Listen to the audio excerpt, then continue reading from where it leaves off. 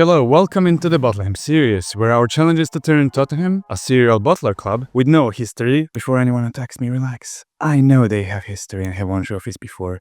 I'm not that uneducated, don't worry. Now my task is to turn this club into the best club in the world. Nah, not this one. This is the wrong one. They ain't gonna win anything. Now this is the right one. Forza Barça.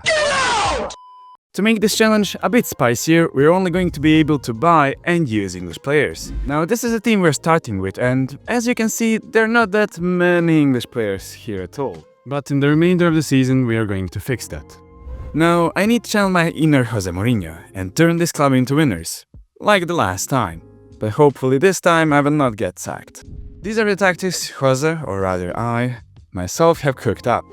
But before starting the season, we need to make some transfers, so let's go do that quickly. We got our first piece of business done. As you can see, we got DCL for free, and look at all the clubs he rejected, and also we got Brendan Williams for free too.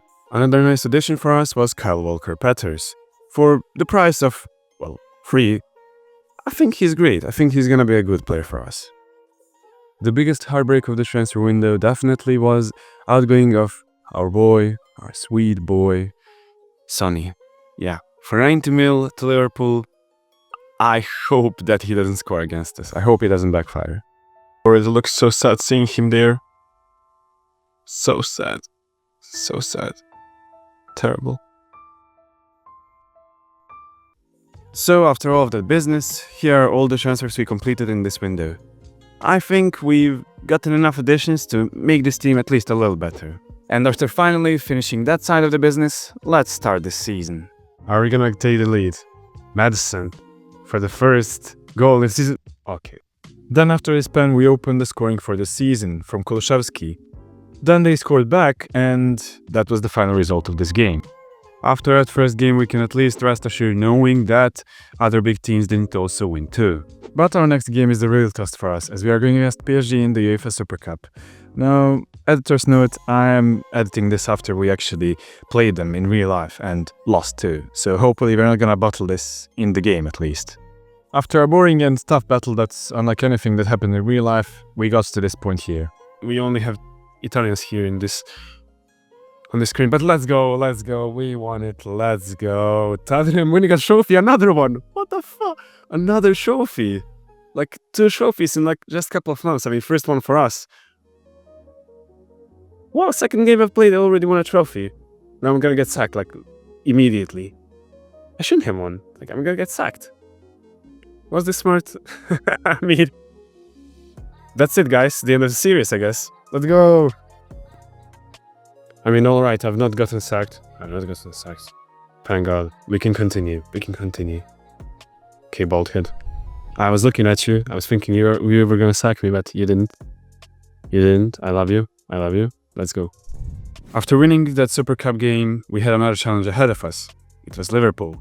And I could definitely say it wasn't easy at all. Okay, no, Luis Diaz. No, son. Already. But that goal was just the start of one of the wildest games of this season. Wirtz, I mean, wow, he's so good, especially in FM. No, son, not again, no. But then after those 2 goals, we finally struck back. And it was a Bentancur beauty right in front of our boy, Sonny. And after seeing that beauty scored in front of him, Son, as a revenge against his former team, dove right in front of our Pedro Porro. Yeah, he really dove. And it was a penalty. Is it Son? No, Salah. Okay, Vicario can't keep up with his masterclass. But then it seems like Son actually heard what I said about him on the sidelines and decided to silence me real quick. But then for the first time in the season, Solanke was useful and provided an assist to our Madison to get us back into this game. Walker-Peters? Bentancur, what a goal! What a screamer from Bentancur. We are maybe back. I mean, there is about 20 minutes for us left in this game, and it's a wild game. And those 20 minutes enabled us to see one of the stupidest penalties I've ever witnessed in this game. I mean, just look at this. But I mean, it's for us at least. It is! Let's go! Solanke for the comeback. Solanke. Let's go! Let's go! Let's go! From 3 goals down to 4-4. After that wild game and a few others, this is how the table looks after these first 5 games. Not only that, but when we look at the top scores, this is how it looks like, which just brings me so much happiness. Also, this is how our group looks like in the Champions League, with our first opponents being Real Madrid. Yeah, it's not gonna be easy. It's not gonna be easy at all. But we have to play them next, so let's go on to that game. Oh, that's a mistake. Calvert-Lewin. Let's go. We are leading against Real Madrid at the Santiago Bernabeu. But after that initial happiness, they struck back. After this goal, nothing really happened in the game, so the game ended in a draw. After this tough game, we have another tough game in our hands, and it's Manchester City in the Premier League. I'm hopeful maybe we could pull off a draw, but we are gonna see. A draw would be satisfying for me. It would be enough. I want to tell there, but he got injured. So they're gonna have to... Oh, nah! And after that initial goal, well, things start getting better, with DCL getting his brace. Then Madison putting us up 3-0. At the same time, we had another goal, this time from Romero, who was for the first time this season finally useful, and I don't know what was he doing better to Pedro Porro, but we got another goal from Gray to finally smash City 5-0. Crazy stuff. After a demolition job, we couldn't maintain our great form, as we've done drawn against Aston Villa in a really tough game. Also, next 3 games that month in the Premier League were 2 draws and a win against Brentford. But then we had our duty in the Champions League, where in a 2-match showdown against Eintracht Frankfurt, we lost the first game and took revenge in the second game. Then we had a draw against TS Monaco, which put us in the second place in the group. Next month was the Carabao Cup game where we lost against Arsenal. 92nd minute winner from Kai Havertz sealed our fate. Also that month in the Premier League we played 3 games, where we had all sorts of results. From 1 loss against Burnley, win against Newcastle and a draw against Everton. A poor month, but it is what it is. Finally, we played all of our Champions League games, with the second to last one being against Real Madrid, and we somehow again secured a draw. Still being second in the group, and with the game upcoming against Monaco, which was a draw, that means that we secured our second place and we are going through in the Champions League. With Monaco being in the Europa League and us somehow with 4 draws and 1 singular win going through, it's crazy, but fair enough. But the draw wasn't that kind to us, giving us PSG, which of course, as second placed, we should have expected, but not this tough of an opponent, at least in the first round. Now we have a match against Arsenal. This ain't gonna be easy, but they are first. I don't know how, but they are first and leading the league. I mean, of course they do it in this part of the campaign where it's like till New Year's, basically. Yeah, Mikel game plans often go out to the window in matches like this. Yeah, they do, because we're gonna smack you guys.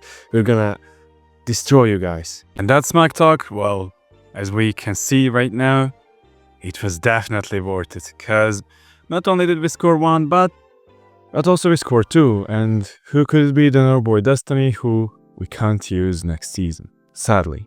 Well, after that win against Arsenal in the London derby, we had another easy game coming up. It was against another small club called Manchester United. To be honest, I expect to demolish them, right? And you should too. Let's see how tall he is actually. He's 190, 17 jumping range, that's why. 17 jumping range, 15 heading, 190. He's amazing for coins. I think Mikey is like, yeah, 193, 15, 30. Not as good, but I think those 3 centimeters compensate. Well, that sounds odd. I mean, 3 centimeters are huge, to be fair. They are important. Besides that sus moment, we actually backed up that smack talk again. I don't know. This season against big teams, we are backing up our smack talk. It's crazy. I mean, against smaller teams, we lose or draw, and sometimes against bigger ones, we draw or lose. But most of the time, we win. It's great.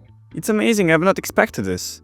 Plus, players that I didn't expect to contribute actually, like Danso and Romero. Well, sometimes, but all in all, it's amazing. Yeah, we're doing well. Oh wow, the biggest scam in history, I guess, is here, because we have AAA excellent intake. This is a terrific group of players coming through, has a real potential to be the shit generation for this club because it's not gonna happen. And that was the first half of the season. With our Baldy giving us even more money than we expected, we stepped into the winter transfer window. But it turns out buying English players is not actually that easy, with us only getting Harry Elliott. Yeah, I couldn't find any more that were useful. Also, that month in January, we had 4 games where we did really well. A draw against Crystal Palace, which was a wild game, and 3 wins. I'm satisfied. And also, I forgot, a game against Sunderland, where we convincingly won too. Now, after all of these easier games, we finally had a tougher game on our hand, and it was Liverpool.